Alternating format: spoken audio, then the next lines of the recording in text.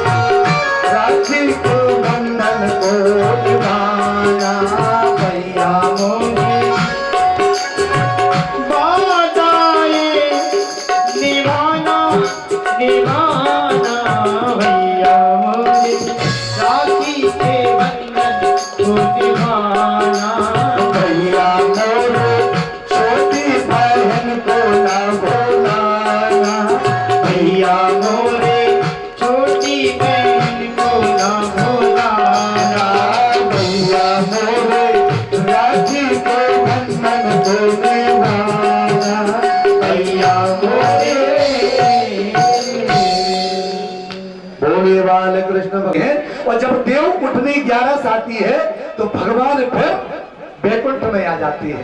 तो जब तक हम लोग भी कहते हैं कि भगवान विष्णु पालन करता है, जब हमारे भगवान चौकीदारी कर रहे, हमारे भगवान निद्रा नहीं ले पा रहे, तो हम भी वचन देते हैं हम भी अपने घर में कोई शुभ कार्य नहीं करेंगे, तो हम लोग भी सारे शुभ कार्य बंद कर देते हैं। और जब भगवान देव उठनी 11 को जब सुतल लोक से वापस आते हैं तो हमारे यहाँ बड़े प्रेम से भगवान को उठाया जाता है। प्रभु आप सुतल लोक से वैकुंठ में पधारे, वैकुंठ में प्रतिष्ठा की जाती है। तो काश अब ब्रह्मा जी ने कहा चिंता मत करो, जैसे ही भगवान विष्णु चले जाएंगे वैकुंठ 4 महीना हम पहरा देंगे। और शंकर जी ने कहा फिर 4 महीना हम पहरा दे। आज भी तीनों देव 4-4 महीने के क्रम से पहरा दे करके राजा बलि के यहाँ आज भी भगवान के वचन को पूरा करते हैं। बोले बाल कृष्ण भगवान की। इस प्रकार राजा बलि के लाने भैया आगे जाके जब साबरडी मनवंतर आएगा, राजा बलि उस समय वास्तव में इंद्र बनेंगे। कितनों आशीर्वाद दे दिया, राजा परीक्षित गदगद हो गए। प्रभु आपने बड़ी दिव्य चर्चा सुनाई, अब आगे बताओ और क्या होगा। अब आगे कौन सी कथा हुई, क्या सुनाया, कि केवल मात्र 20 मिनट 15 से 20 मिनट के पश्चात आप सभी भगवान की धर्म ये है भागवत, ये धर्म नहीं है। धर्म तो अलग ही चीज है। शिव दधीच हरिश्चंद्र नरेशा और सहे धर्म हेतु कोटि कलेशा। तो भैया धर्म कई प्रकार को है। बोले पर हित सरस धर्म नहीं भाई, और पर पीड़ा सब नहीं अदमाई। पराया हित करने से बड़ा कोई धर्म नहीं है, ये सबसे बड़ा माना है। फिर दूसरा बोले अहिंसा परमो धर्म, हिंसा को रोको, अहिंसा के पुजारी बोले सबसे बड़ा धर्म है। तो धर्म कई चीजों, पर हित सरस बोले पराया हित कर दो, और धर्म न दूसरा सत्य समाना, बोले सत्य के समान भी कोई धर्म नहीं। ये धर्म की परिभाषाएं हैं। तो भैया राजा हरिश्चंद्र ने सत्य रूपी धर्म की रक्षा करी और काशी में जाके तीनों प्राणी बिके थे। बताओ ऐसा धर्म कौन निभा सकता है। इन्हीं के घर में महाराज रोहित का जन्म हुआ। रोहित के पुत्र का नाम था हरत, हरत का चंप ने चंपापुरी बसाई थी। ये महाराज चंप है। चंप का पुत्र था वासुदेव, वासुदेव का विजय, विजय का भरोक और भरोक का ब्रक, ब्रक से महाराज बाहुकर। लेकिन भैया वो मरी नहीं। राजा बाहुक ने तो अपने प्राण त्याग दिए। जब राज्य चलोगो तो राजा के साथ में ये सती होना चाहिए। और ऋषि ने आकर के समझाया कि नहीं तुम नहीं मर सकती। बोले क्यों? बोले इसलिए सती नहीं हो सकती कि तुम्हारे गर्भ में बालक पल रहा है, और जो बालक गर्भ में हो ऐसी स्थिति में अगर तुमने आत्महत्या कर ली तो बाल हत्या का दोष लग जाएगा। समझ में आया भैया, आत्महत्या नहीं की। अंत तो गत्वा इसने बेटा को जन्म दिया, और जैसे ही बेटा पैदा हुआ तो जब बालक को जन्म भाव, इनका नाम पड़ा सगर। तो मालूम सगर को मतलब क्या हो? सा माने शहद और गर माने जहर। विष के सहित जन्म लिया, हाथ में विष लिए थे, गर साथ में था, गर बोले सा गर। जैसे परिवार बोले सपरिवार, पूरे लोग आ गए। ऐसे ही सगर जहर के साथ में जन्म लिया, साथ में जहर है तो इनका सगर नाम पड़ा। महाराज जैसे ही सगर को जन्म हुआ, सगर महाराज के घर में इनकी दो पत्नियां थी। एक का नाम था सुमति और दूसरे का नाम था केसरी। सुमति के गर्भ से 60,000 पुत्र पैदा हुए, 60,000। अब राजा सगर ने करो यज्ञ, अश्वमेध यज्ञ करो, घोड़ा छोड़ दिया। और जैसे ही घोड़ा छोड़ो भैया, घोड़ा के लाने इंद्र ने पकड़ो, और जाके इंद्र ने पकड़ के वो घोड़ा कपिल मुनि के आश्रम में बांध दिया। क्यों बांधा? इंद्र को चिंता हुई कि अगर सगर का कहीं ये यज्ञ पूरा हो गया तो इंद्र पद न चला जाए। जैसे कहावत है, कहते हैं कि सूख हाड़ ले भाग सठ, और स्वान निरख मृगराज, और छीन ले ये जन जान जड़, बोले तिम सर पता ही न लाज। जैसे अगर एक कुत्ता सूख हाड़ लेके जा रहा हो, सूख हाड़ ले भाग सट, और स्वान निरख मृगराज, तो ऐसो लगत के जो बता जो हाड़ ले जा रहा हो भाई, जो हमें पूरी ज्यादा छुड़ाने की चेष्टा करे। जैसे कुत्ता खड़ो हुए, अगर माने कोई चीज पकड़ी तो वो दूसरों कुत्ता दौड़े, बहु बहु ऐसो नहीं खा जाए। एक ब्राह्मण को कोनो चीज मिली, दूसरा दौड़े, वो ब्राह्मण कुत्ता ना वो जाप देखो, नाव को जो याद है नहीं नाम को, देखो तुम्हारी तो बात है, बताएंगे जी। हाँ, हम तो अपनी बता देते भाई। ब्राह्मण कुत्ता और नारी, इनकी वास्तव में जो कहावत असत तो थोड़ा सुनिए, लेकिन कौन ब्राह्मण? ये घंटी चमची हम जैसे। अब तुम कहोगे यहाँ के जागीरदार चतुर्वेदी ब्राह्मण है, तो ये जागीरदार ब्राह्मण, ये घंटी चमची वाले नहीं है, तो हम जैसे लोगों की कहावत है भैया। देखो जो बात है वो क्लियर, ऐसा नहीं दोहराओ नहीं, छुपाओ नहीं, सत्य तो सत्य होता है। एक व्यास अगर कथा करने यहाँ आ जाए तो हमें कहेंगे नहीं ये कह ही नहीं पाता है, क्योंकि हमें लग रहा है कि हमारा हिस्सा नहीं है। तो ऐसी आदत होती है। आज महाराज जैसे ही उन्होंने घोड़ा छोड़ा तो इंद्र को लगा राज्य न चला जाए भैया। इस भय में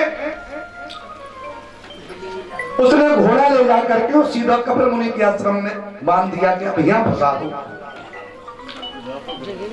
अब जब यज्ञ पूरा नहीं हुआ, घोड़ा नहीं आ पाया, तो सगर ने सुमति के पुत्रों से कहा कि बेटा तुम जाकर के उस यज्ञ का घोड़ा पता चलाओ कि घोड़ा कहाँ है। जैसे ही घोड़ा के लाने गए भैया, इन्होंने पृथ्वी को खोद करके पाताल बना दे, 7 गड्ढे, ये 7 पाताल इनने ही बनाए। और जैसे ही कपिल मुनि के आश्रम में पहुंचे सो घोड़ा बंधा देखा। भैया अहंकारी तो अहंकारी है, गलत बोलने लगे, ये चोर है, इसने घोड़ा चुराया, इसको मार डालो, दंड दो, ऐसे चर्चा करने लगे। कपिल मुनि के नेत्र खुल गए, आंखों से अग्नि प्रकट भई, और भैया अग्नि प्रकट भई तो अग्नि ने जला करके 60,000 को राख बना दिया, हड्डियों का ढांचा बचा। ये तप है, ये संतों की तपस्या है। अब जब घोड़ा नहीं आया, ना पुत्र लौटे, तो भैया केसरी का पुत्र था असमंजस। वो असमंजस का हो, अपने जैसे कोई बात कहे कि काय साहब वहां जाना पक्का है, नहीं बोले अभी असमंजस में है, अभी असमंजस बना हुआ है, माने ना हाँ और ना अधर में लटके असमंजस, यानी ये बाबरे है, पागल जैसी दृष्टि, ये घर से विपरीत है, मतलब एक ही नहीं है। इनके पुत्र का नाम था अंशुमान। अंशुमान ने कहा दादाजी चिंता मत करो, घोड़ा हम लाएंगे। अंशुमान तलाश में निकले भैया, वहां जाके उनने घोड़ा की तलाश कर ली। जैसे ही दरबार में पहुंचे सो महाराज कपिल मुनि से जाके निवेदन करो, आराधना करी। तो कपिल मुनि ने कहा बेटा घोड़ा तो तुम ले जाओ, लेकिन एक शर्त है कि मेरे तेज से तुम्हारे पुत्र जो पूर्वज हैं जल करके खाक हो गए, अब इन्हें चाहिए गंगा जी का समागम। जब तक गंगा जी में अस्थियां नहीं मिलेंगी तब तक मुक्ति होने वाली नहीं है। गंगा जी लाओ, बोले जो आदेश महाराज। घोड़ा लेके तो अंशुमन आ गए। भैया अंशुमन ने तपस्या करी लेकिन सफल नहीं हुए, गंगा जी को नहीं ला सके। अब अंशुमन के पुत्र का नाम था भैया दिलीप, ये भी कोशिश करी, ये भी फेल हो गए। और दिलीप के पुत्र का नाम था महाराज भागीरथ। भागीरथ जी महाराज पहुंचे, भयंकर तपस्या, कठोर तपस्या।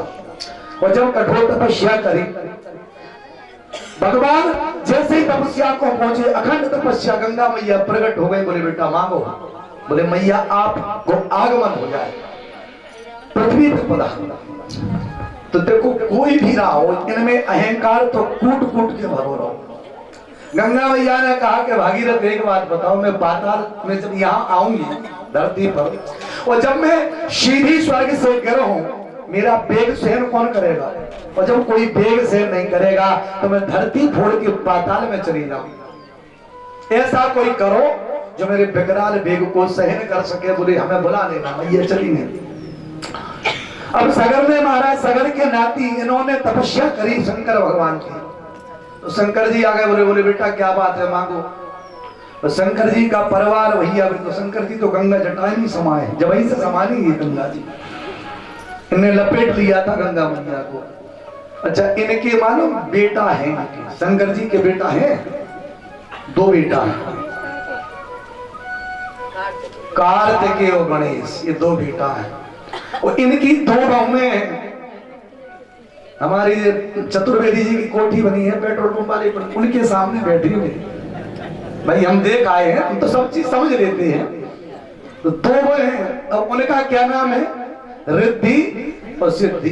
दो बहुएं गणेश जी की। अच्छा अकेले ही नहीं, दो पत्नी भी हैं, सती और पार्वती। अच्छा इनके एक सुंदर बहन भी है, अबे तक शायद ना सुना हो, एक सुंदर बिटिया भी है।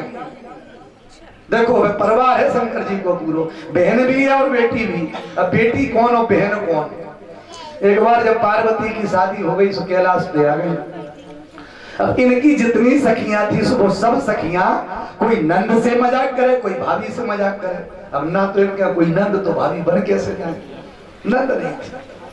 तो शंकर भगवान से कहा कि भगवान अरे हम करे कैसी ही होती है, नंद तो होती, हम भी मजाक करते, हम अपने आप को अधूरा समझते हैं। तो शंकर जी ने कहा सुनो, नंद तो आटे की भी बुरी होती है, नहीं नंद हो जाएगी पर तो बहुत कम।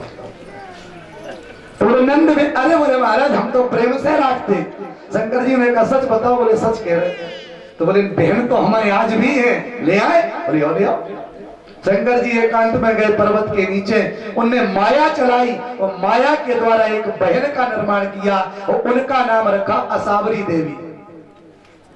असावरी देवी, बड़ा भयंकर शरीर, ऐसे कि 10-20 पार्वती बन जाए।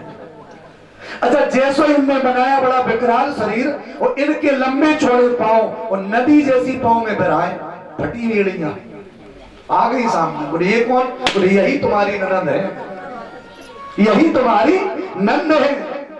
अरे बोले महाराज बड़ी सुंदर है देखने में, वाह। सुंदर तरीके से कपड़ा बनाए उन्हें और कपड़ा पहने, चोन पहने वही फट जाए, ये छोटा शरीर ही बड़ा है। अच्छा अब इन्होंने सोचा कि अपनी नंदबाई का भोजन करा दें, प्रसन्नता होती, पहली बार आए। 56 भोजन बनाए अन्नपूर्णा मैया ने। बोले बहन जी भोजन कर लो, तो बैठ गए। बोले ले आओ। और जैसे ही लाई, बोले बहन भाभी ये क्या, कितना बनाओ? बोले बहुत। बोले ले आओ। लाओ और चढ़ा गई। अब पार्वती सोच रही कि नंद है कि आप। अब भाई हम मना भी नहीं कर सकते क्योंकि शंकर जी से मांगा तो हम ही नहीं। 1-2 दिन रुकी। अब असावरी देवी ने सोचा कि आज भाजी भोजी से मजाक कर लिया जाए, अपनी भाभी श्री से मजाक के लाने पहुंची। सो उठा के उनको और एड़ी की जो बराएं थी वहां में फंसा ली। एड़ी की जो बराएं थी उसमें फंसा लिया। अब जैसे ही भैया फंसा लिया, अब तो भी अंदर पसीना से धार लग गई, घबराहट हो, लेकिन वे कर छोड़े। शंकर भगवान आ गए। बोले साबरी पार्वती देखिए तुमने, तुम्हारी भाभी कहाँ? बोले नहीं भैया हमें पता नहीं। नहीं बताओ। बोले हमें नहीं। अरे तुम मजाक करे, बताओ कहाँ है? तो जैसे ही कहा सो पैर पट गो नीचे घर नीचे आ गया। अब शंकर जी बोले कहो। बोले आप इधर आओ। सुनाओ, बोले जितने जल्दी हो सके विदा तो कर दो। भाई एक दिन में ये स्थिति बन गई, हम तो अगर एक दिन और रहे तो प्राण नहीं बचेंगे, ने वापस करो। जो माया से बनाई थी मिटा देना। ये परिवार में बहन है। जब बेटी एक बार शंकर के साथ में ये नंदनवन में घूमने गई, नंदनवन और कल्प वृक्ष देखो, तो शंकर भगवान से कहा कि प्रभु इतना अच्छा वृक्ष तुम कैलाश ले चले। चलो कैलाश पे लेके चल रही, और जैसे ही कैलाश पर्वत पे लेके पहुंची, अब शंकर भगवान तो को 87,000 की लग गई समाधि, अब पार्वती अकेली क्या करें। तो उनने सोचा, उनने कहा हे कल्प वृक्ष, अगर तुम कल्पना को पूरे करते हो तो हमारे राने एक सुंदर बेटी प्रदान करो। जैसे कहा सो तत्काल एक बेटी का जन्म हो गया, उनका नाम रखा अशोक सुंदरी। अशोक सुंदरी बड़ी सुंदर, और जैसे ही भैया बड़ी हुई, अब तो इनको प्रेम से जीवन कटने लगा, और इसी अशोक सुंदरी का विवाह राजा नहुष के साथ हुआ था। ये उनकी पत्नी बनी है, तो इनकी बहन भी और बेटी भी। देखो ये परिवार है, कथाएं तो अनंत, हरि अनंत हरि कथा अनंता, अनंत नहीं है अनंता, उनकी तो कोई तुलना ही नहीं है। इतनी कथाएं प्रभु की है। महाराज अब शंकर भगवान आ गए, बोले बताओ क्या करना है। बोले प्रभु मैं गंगा जी को बुलाना चाहता हूँ, और गंगा मैया का जो बेग है उसे धारण करो। बोले बुलाओ। अब आसन लगा के हिमालय पर्वत पे लटाओं के लाने खोल दिया, लटें खुल गई, और कहा कि बुलाओ गंगा जी को। आराधना करी, गंगा मैया बड़ी वेग से तीव्रता के साथ अहंकार में गिरी कि ऐसा कौन है जो मेरे बेग को सहन कर पाए। जैसे ही भैया सर पे गिरी अहंकार में, अब ब्रह्मा जी ने छोड़ तो नहीं कमंडल से, अब शंकर भगवान ने उनके लिए लटों में धारण कर लिया, और लटों ही में लपटी में लपटों में कोई भी रास्ता नहीं मिला, बिल्कुल जगह नहीं मिली निकल देखो। अब तो भैया घबरा गई, जो अहंकार था वो दूर हो गया।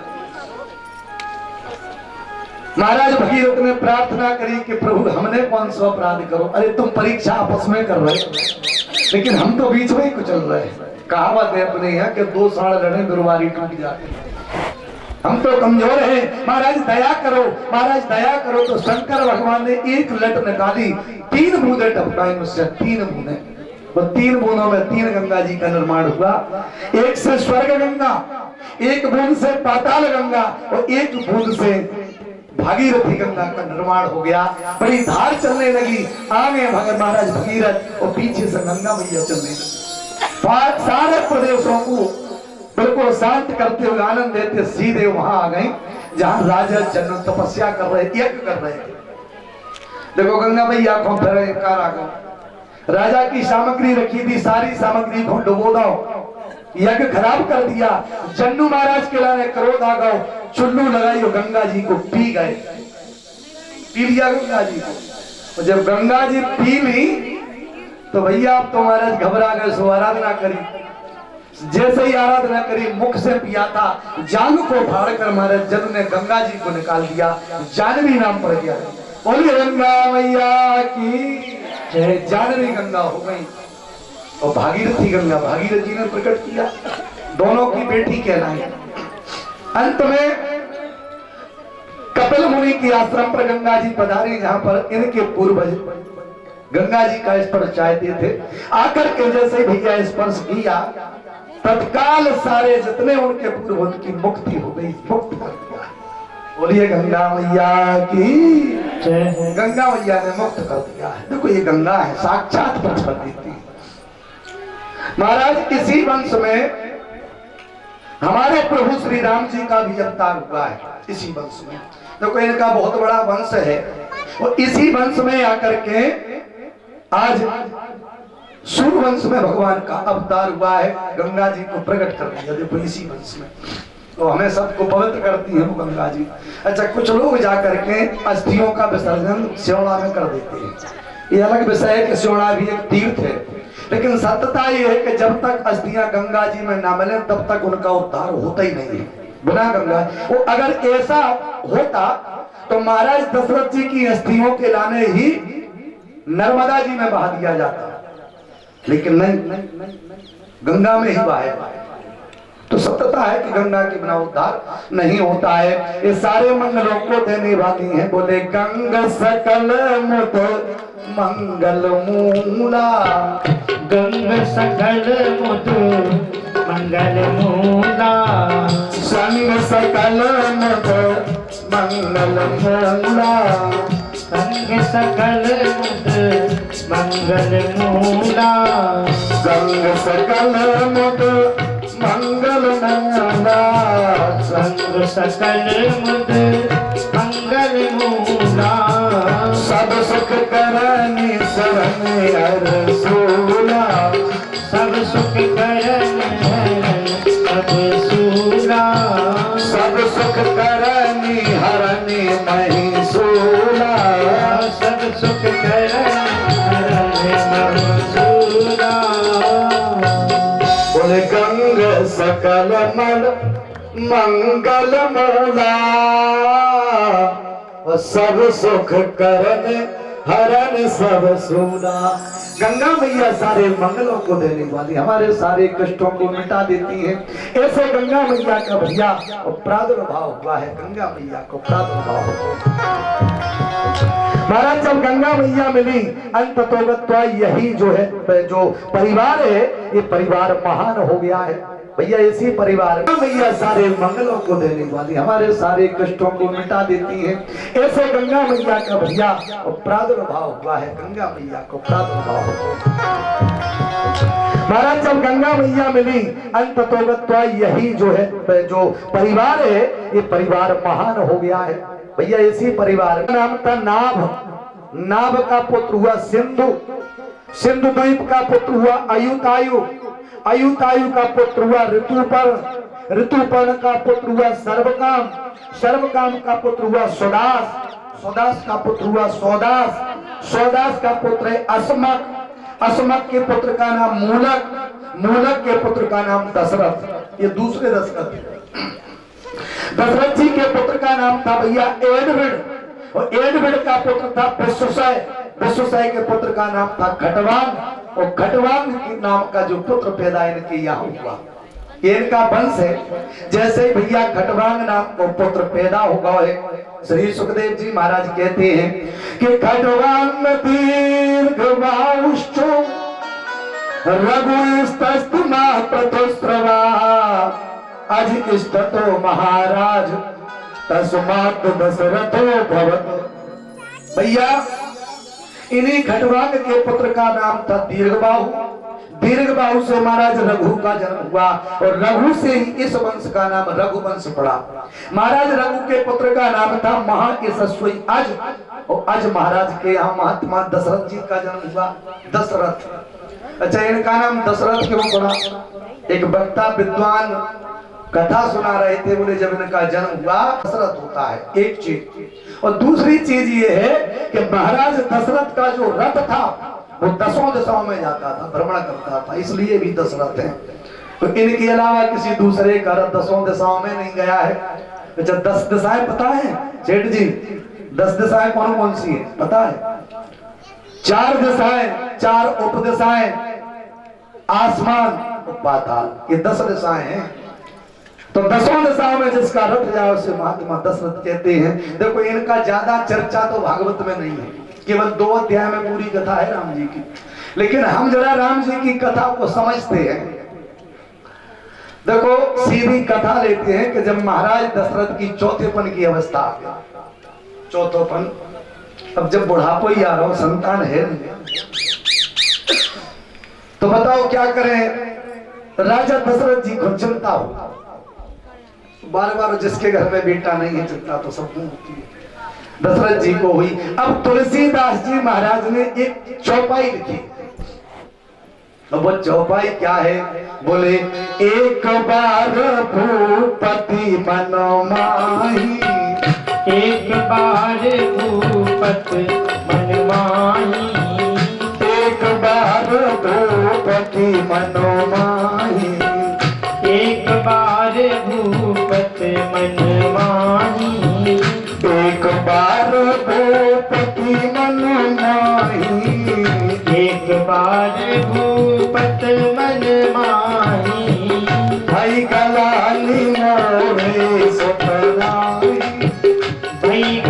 गलानी मोरे सुतनानी, भाई गलानी मोरे सुतनानी, भाई गलानी मोरे सुतनानी।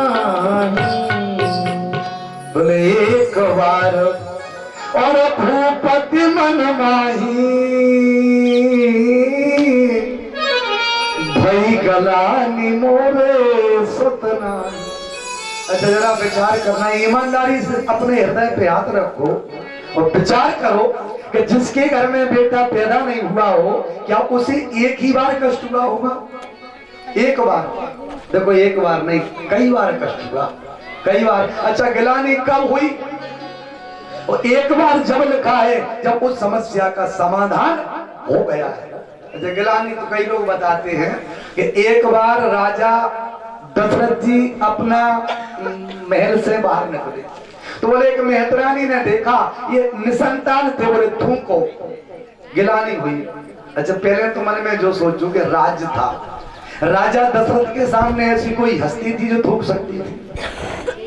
भाई अगर थूका भी होता तो कोई किसने देखा, और देख के कोई कृत्य किया नहीं जा सकता था। बात तो गलत है, लेकिन फिर भी मानते हैं सारे।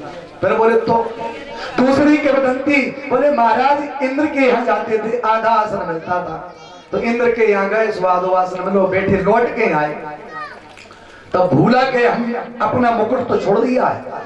लौट करके पहुंचे तो एक कर्मचारी सिंहासन को धो रहा था, तो पूछा कि सिंहासन क्यों धो रहे? वो जानता नहीं था। बोले इस पर दशरथ जी बैठे थे। बोले तो? बोले जब बैठे थे तो निसंतान है, अछूत हैं, उनके जाने के बाद सिंहासन को शुद्ध किया जाता है, तो ये भी गलानी हुई। अच्छा इसे भी हम नहीं मानते। पर गलानी का हुई, एक बार कांच देख रहे, श्रृंगार कर रहे थे, श्रृंगार था, राजा थे, वो श्रृंगार किया है। बोले श्रवण समीप भय सुत केसा, मनो जरठपन अस उपदेशा। कान के बगल में देखा, श्रवण माने कान है? बोले श्रवण समीप भय सुत केसा और मनो जरठपन अस उपदेशा। अगर कान के बगल में बाल सफेद हो जाए तो जो कॉल लेटर आ चुका है कि तुम बुढ़ापे की उड़ जाए, भाई कॉल लेटर आ गया। पहले नियम बताइए, चौथे पन में बाल सफेद हो जाते थे, अब तो 8 ही साल में सफेद हो रहे। अब तो इसलिए हो रहे कॉस्मेटिक। अब वो सरसों का तेल बच्चे नहीं लगाते महाराज जी, चिपर चिपर होता है। बोले फिर? बोले बढ़िया चाहिए हेयर केयर, उसमें क्या मिला पता नहीं, क्यों कार पर हम नहीं लगाते। हाँ नहीं सत्य ही बात, लेकिन वास्तविकता ये है कि जो अच्छाई सरसों के तेल में है वो इसमें नहीं है। पहले मिट्टी से बाल साफ हो जाते थे, और अब मिट्टी से पेट साफ कर रहे हैं, डीमा के डीमा खा रहे हैं, लेकिन साबुन लगा रही, लक्स पता नहीं काय से बना है। तो एक कॉस्मेटिक हमारे जीवन को नुकसान दे रहा है। तमाम प्रकार की क्रीमें परमात्मा ने सौंदर्य हमको स्वतः दिया है, और जितना सौंदर्य दिया है मैं गारंटी से कहता हूं कोई भी बहन बेटी 2 केला ने खड़ा कर दो, एक तो विशेष श्रृंगार करके खड़ी हो, वो एक सादा में बिल्कुल सादा, तो जितनी सुंदरता उस सादा चेहरे पर जो उसकी आभा दिखाई देगी वो ये बनावटी से कभी नहीं दिखाई देगी। भाई दिख सकती है सुंदर, हो सकता है कि दिख जाए, लेकिन रियल में भट्टी ही लगे नहीं, काली को सजा दो कितनी सुंदर लगे, लेकिन रियल में वो सुंदर नहीं है। अरे परमात्मा ने जो मुखौटा दिया है उसको हम क्यों बिगाड़ रहे हैं? तमाम चीजों के लिए लगा के खराब कर रहे हैं। तो ये बुढ़ापे के संकेत हैं। आज भी अगर हम लोग सही सातों की जीवन जिए, मैं कह रहा हूं आज भी शतायु होते हैं इंसान, शतायु। माता राम अभी कथा सुनने कितना सुंदर गा रही थी। अब मैंने तो सोचा कि जब इतना सुंदर गा रहे हैं मेरा कौन सुनेगा, भाई इनकी इतना सुंदर गाया यशोदा मैया ने, फिर मेरा कौन सुनेगा। तो आज भी इस उम्र में क्या गला है उनका, कोकिल गला। सुबह हमारे महाराज जी भाषण दे रहे थे, यहाँ से अनाउंस कर रहे, कितना सुंदर गला है। तो सत्यता ये है कि इनके शरीर में एनर्जी है, ये प्राकृतिक बने हुए हैं, अब अप्राकृतिक है। पहले घी खाते थे, मठा भी नहीं मिल रहा है ना? अब तो बोर्न बीटा हो, पलानी बीटा, ये तो ये सब संस्कार, सारी चीजें जो है ध्वस्त हो चुकी हैं। भैया जैसे ही कान के बगल में देखे सोचा मैं बूढ़ा हो रहा हूँ, संतान नहीं, गिलानी हुई, ये भी नहीं, इसीलिए हम नहीं मारे। पर गिलानी क्या हुई कि एक बार जा रहे थे, वशिष्ठ जी के दरबार के सामने पहुंचे, आश्रम पर अंदर जाना चाहते हैं, तो वशिष्ठ जी के पुत्र हैं, उनका नाम है शक्ति, मैया की गोद में थे अरुंधति की में, और इन्हीं शक्ति की पत्नी का नाम था अदृश्यंती, अदृश्यंती, और इन्हीं अदृश्यंती के गर्भ से महाराज पराशर जी का जन्म हुआ, जिन्होंने व्यास देव जी को जन्म दिया है। ऐसी भैया अदृश्यंती थी इनकी। अब वो शक्ति छोटे थे, रोने लगे। वशिष्ठ जी रुक गए कि बालक रो क्यों रहा है? तो अरुंधति ने पूछा कि बेटा रो क्यों रहे हो?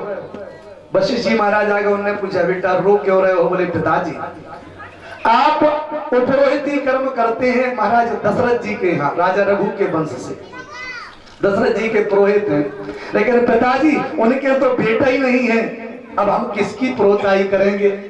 देखो ये है मैं, जब छोटा सा बच्चा इस बात को बोला, अब तो महाराज दशरथ जी के हृदय कांपने लगा, गिलानी हुई के बाद छोटा सा बालक कह रहा है और इतना सुना है, तब तो प्रण कर लिया कि कुछ भी हो जाए संतान चाहिए, सो गोरु ग्रह गयो अर तुरत मैं ही पाला,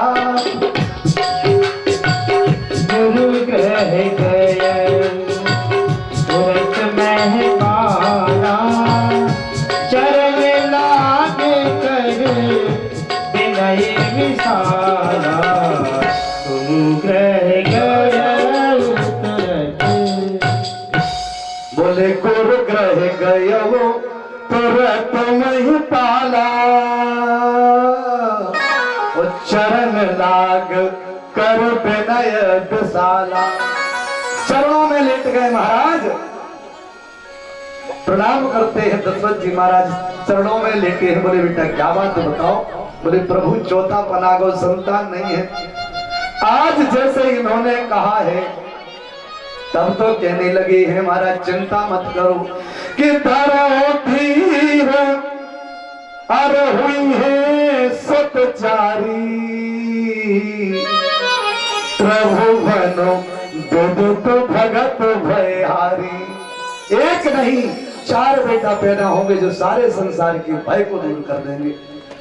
भैया अब तो आदेश मिल गया, तत्काल इन्होंने आदेश दे दिया है, बोले श्रृंगी ऋषि वशिष्ठ बुलावा, श्रृंगी ऋषि वशिष्ठ बुलावा, पुत्र काम सब यज्ञ करावा, पुत्र काम शुभ यज्ञ करावा, भगत सहित मुनि आहुत दीने, भगत सहित मुनि आहुत दीने, प्रगट अग्नि चलू कर लीने, प्रगति अग्नि चलू कर दीने।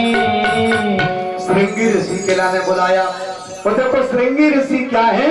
पुत्रेष्टि यज्ञ के विशेषज्ञ श्रृंगी ऋषि, और दशरथ जी महाराज के दामाद हैं। दशरथ जी महाराज के सबसे पहले एक बेटी का जन्म हुआ था, उनका नाम था शांता। महाराज शांता के लिए इन्होंने अपने मित्र रोमपाद महाराज को गोद दे दिया था। और दूसरा कारण संतों ने ये कहा है कि रोमपाद को गोद क्यों दिया? ज्योतिषियों ने पंचांग देखकर कहा था कि जब तक ये बेटी तुम्हारे पास रहेगी तब तक तुम्हारे घर में बेटा पैदा नहीं हो सकता। ऐसे संतों के तर्क है। दान दे दिया। भैया वो विशेषज्ञ थे, पुत्रेष्टि यज्ञ के बुला लिया। बड़े भाव के साथ उन्होंने यज्ञ करना प्रारंभ कर दिया। और जैसे यज्ञ करना प्रारंभ करो भैया अग्निदेवता प्रकट हो गए। हाथ में खीर का कटोरा हवी राजा केला ने दे दिया।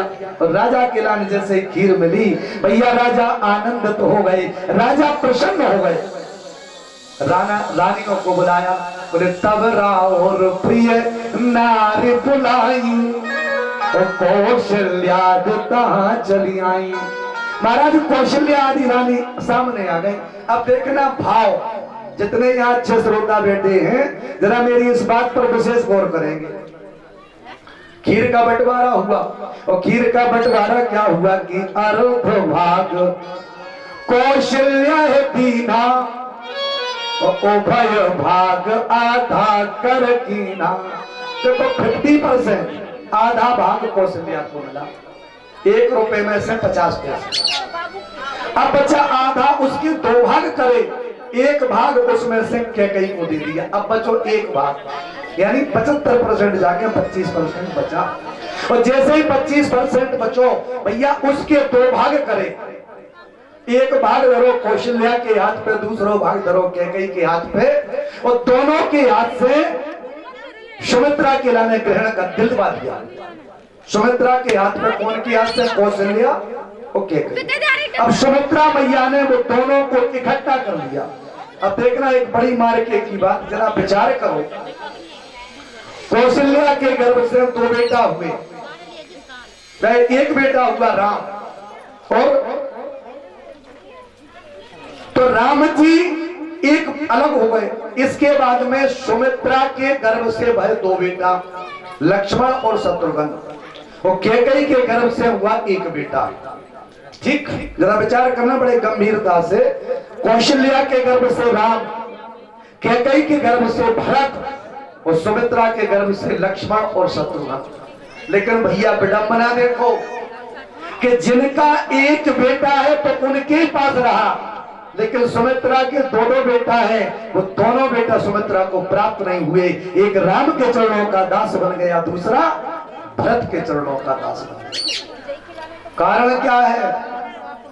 कारण ये है कि एक समय जिस समय वो खीर मिली, सुमित्रा जी मैया ने दोना में खीर रख दी, एक चील आया, 100 झपट्टा मारो कि दोना सहित उड़ा कर खीर ले गया और जाके वहां डाल दिया जहां पे शंकर भगवान का वीर पड़ा था। वो हनुमान जी के उसमें सम्मिलित हो गया, तो हनुमान जी से रिश्ता जुड़ा।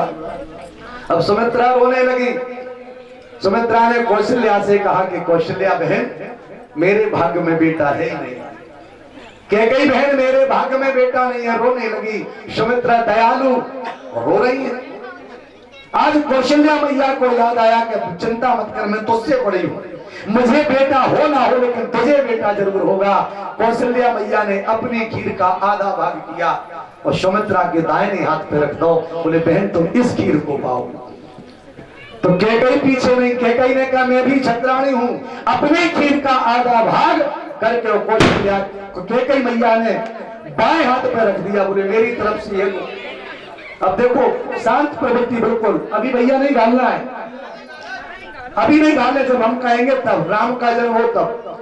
बड़ी मार्के की बात। अब ये बताओ, जब दोनों की खीर मिल गई, सुमित्रा मैया के नेत्रों से आंसू आ गए। सुमित्रा मैया ने कहा बाहरी बहना, तुमने अपने बेटों का बंटवारा कर दिया, लेकिन मैं भी छत्राणी हूं।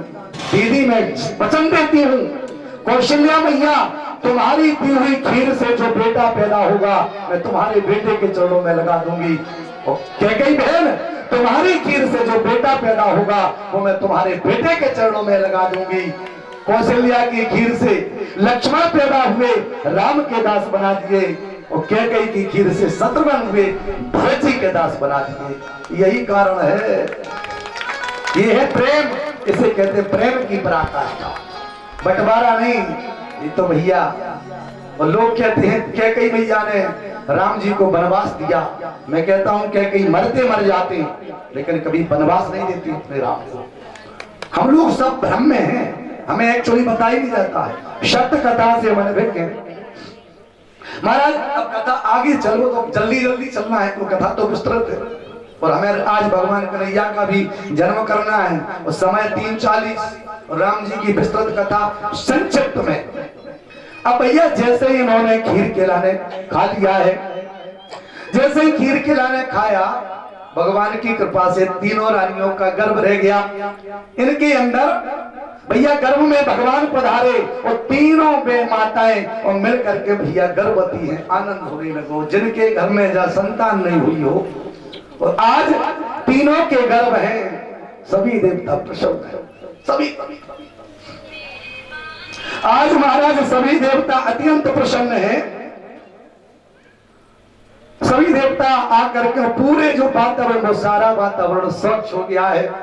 सारा वातावरण यमुना गंगा मैया कलकल करके बहने लगी, आसमान शुद्ध हो गया, धरती ने हरियाली की चादर ओढ़ ली। प्रभु राघवेंद्र सरकार पधार रहे। अब भैया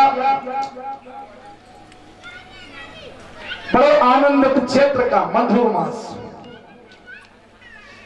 बोले समय जब आ गया है उनका, नवमी तिथि मधुमास पुनीता, नवमी तिथि मधुमास पुनीता, शुक्ल पक्ष अभिजित हरि प्रीता, शुक्ल पक्ष अभिजित हरि प्रीता, मध्य दिवस अति शीत न घामा, मध्य दिवस अति शीत न घामा, पावन काल लोक विश्रामा, पावन काल लोक विश्रामा।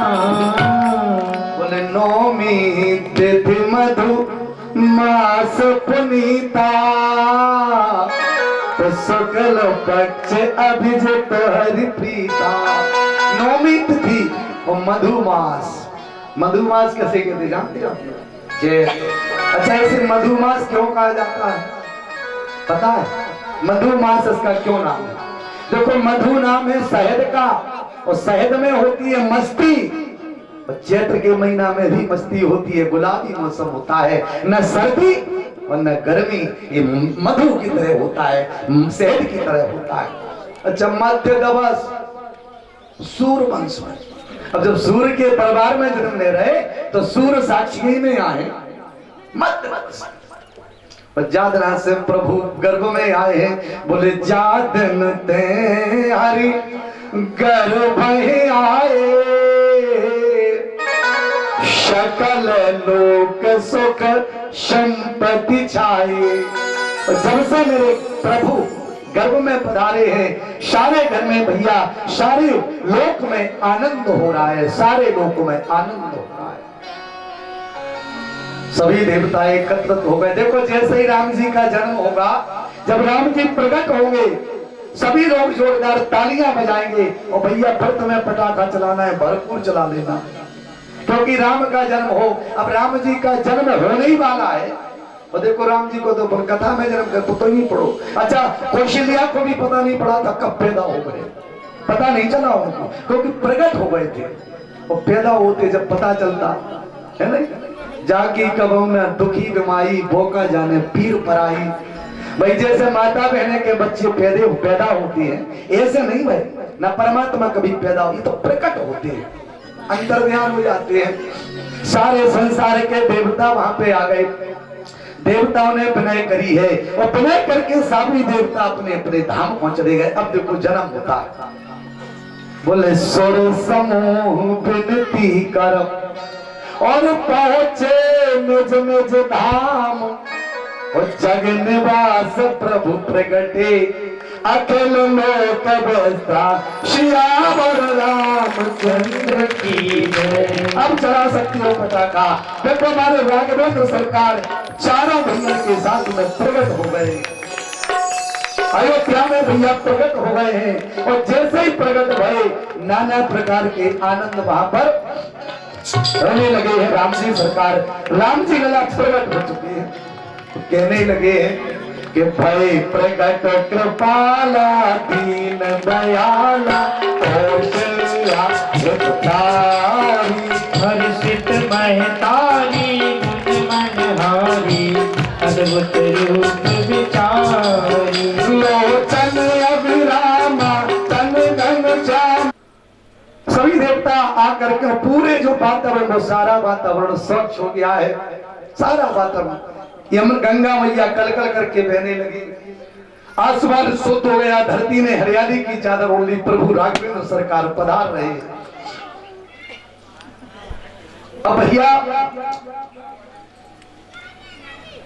बड़े आनंदित क्षेत्र का मधुर मास,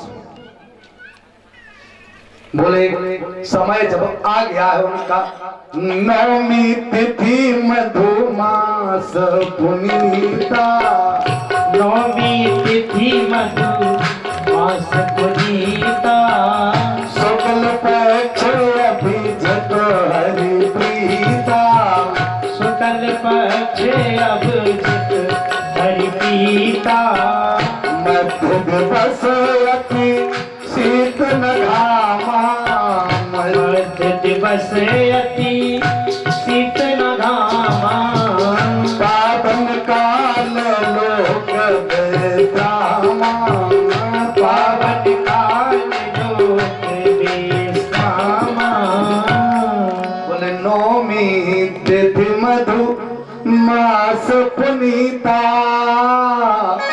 तो शुक्ल पक्ष अभिजित हरि प्रीता।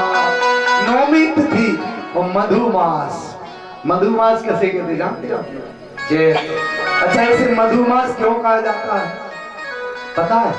मधुमास इसका क्यों नाम है? देखो मधु नाम है शहद का और शहद में होती है मस्ती। चैत्र के महीना में भी मस्ती होती है, गुलाबी मौसम होता है, न सर्दी और न गर्मी, ये मधु की तरह होता है, शहद की तरह होता है। अच्छा मध्य दिवस सूर्य वंश में, अब जब सूर्य के परिवार में जन्म ले रहे तो सूर्य साक्षी में आए मध्य वंश। जादरा से प्रभु गर्भ में आए हैं, बोले जादन ते हरि गर्भ आए सकल लोक सुख संपत्ति छाए। जब से मेरे प्रभु गर्भ में पधारे हैं सारे घर में भैया सारे लोक में आनंद हो रहा है, सारे लोक में आनंद हो रहा है। सभी देवता एकत्रित हो गए। देखो जैसे ही राम जी का जन्म होगा, जब राम जी प्रकट होंगे सभी लोग जोरदार तालियां बजाएंगे और भैया फिर तुम्हें पटाखा चलाना है, भरपूर चला लेना, क्योंकि राम का जन्म हो। अब राम जी का जन्म होने ही वाला है। और देखो राम जी को तो कथा में जन्म कर तो नहीं पढ़ो। अच्छा कौशल्या को भी पता नहीं पड़ा था कब पैदा हो गए, पता नहीं चला उनको, क्योंकि प्रकट हो गए थे। और पैदा होते जब पता चलता है ना, जाकी कबों में दुखी बिमाई बोका जाने पीर पराई।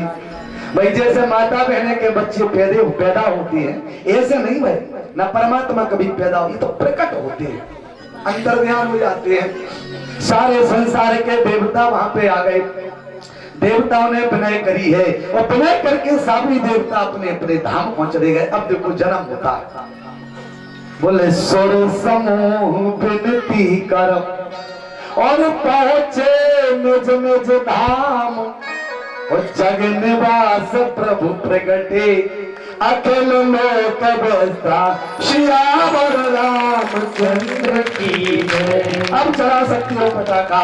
देखो हमारे राघवेंद्र सरकार चारों भैया के साथ में प्रकट हो गए, अयोध्या में भैया प्रकट हो गए हैं। और जैसे ही प्रकट भये नाना प्रकार के आनंद वहां पर रहने लगे हैं। राम जी सरकार, राम जी लला प्रकट हो चुके हैं, कहने लगे हैं कि भय प्रकट कृपाला दीन दयाला कौशल्या हर्षित महतारी मुझ मनहारी अद्भुत रूप विचारी लोचन अभिरामा तन धन श्यामहि प्रति संता सोम हित लागी जन अनुरागी भयो प्रगट श्रीकंता ब्रह्मांड निकाया निर्मित माया राम राम प्रतिवेद कहे हम उर सोबासी यह उपहासी तुरंत धीर मत धीर न रहे उपजा जब जाना प्रभु मुस्काना चरित्र बहुत बुद्धिहीन चले कई कथा सुनाई मात बुझाई यह प्रकार सुख प्रेम लय माता तुम बोली सोमति डोली बजाओ तात यह रूपा कीजे सुशीला अति प्रियशीला यह सुख परम अनूपा वचन सुजाना रोदन गाना भय बालक सुर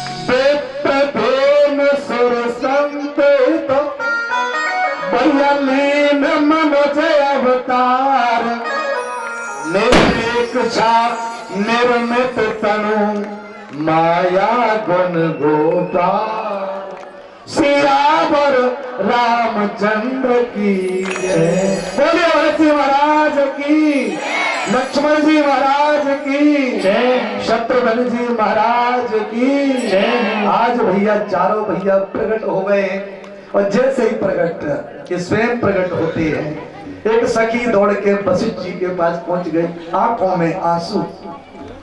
वशिष्ठ जी ने कहा रे बाबरी पागल है, आज आंसू क्यों, रो क्यों रही है?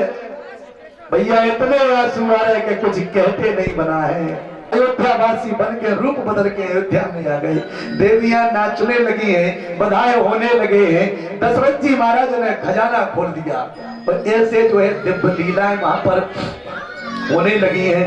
देवियां नाच रही हैं, देवांगनाएं नाच रही हैं, कहने लगी हैं कि प्रकट है चारों भैया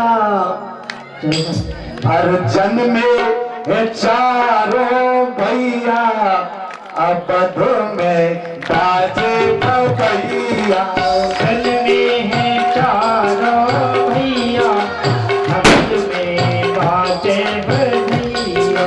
जन में है चारों भैया, अवध में बाजे भैया।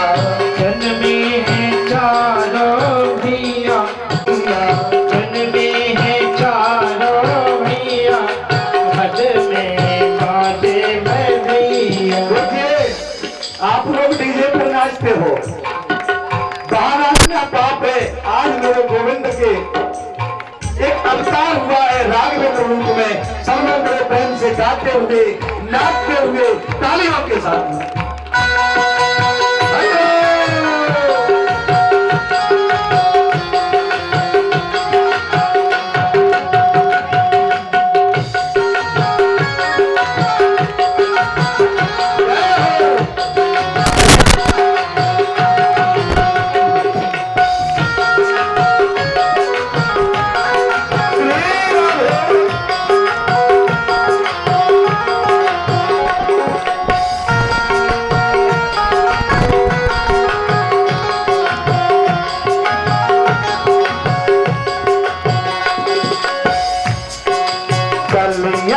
गलियन धूम मची है, गलियन गलियन धूम मची है।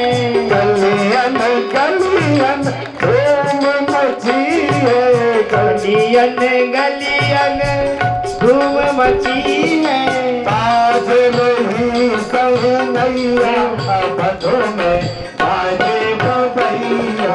बाजे नहीं सहनिया, अवध में बाजे भैया।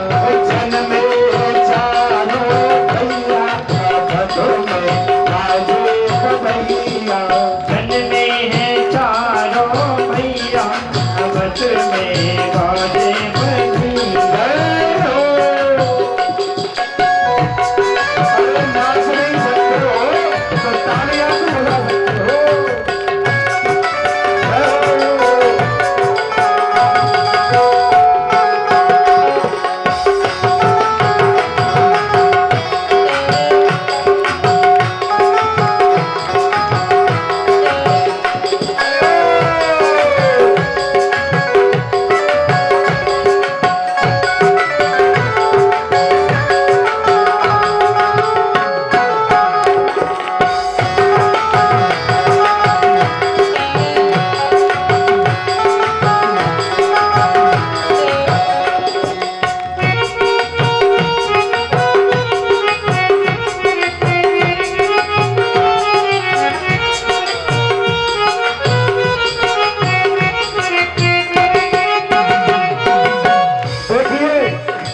आज लाला का जन्म हुआ है, दो चीजें जिसने आज नहीं नाचे वो जीवन भर ब्रह्म है, सारों संसार में नाचता रहेगा।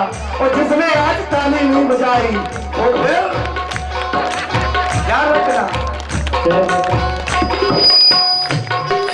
जगमग जगमग दियाला जलत है, जगमग जगमग दियला जलत है। जगमग जगमग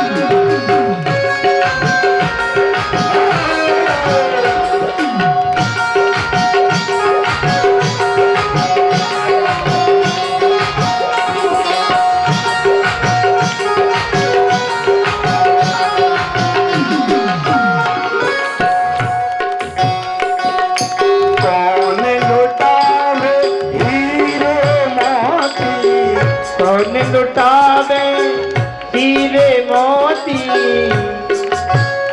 देखिए आज राजा दशरथ जी का टाइम है, खूब लुट रहा है। कौन लुटावे हीरे मोती, कौन लुटावे हीरे मोती। कौन लुटावे रुपया बधो में आजे बधैया। कौन लुटावे रुपया अवध में पहुँचे बधिया। चारों भैया बधो में आजे बधैया। लगते हैं चारों भैया अवध में पहुँचे बधिया।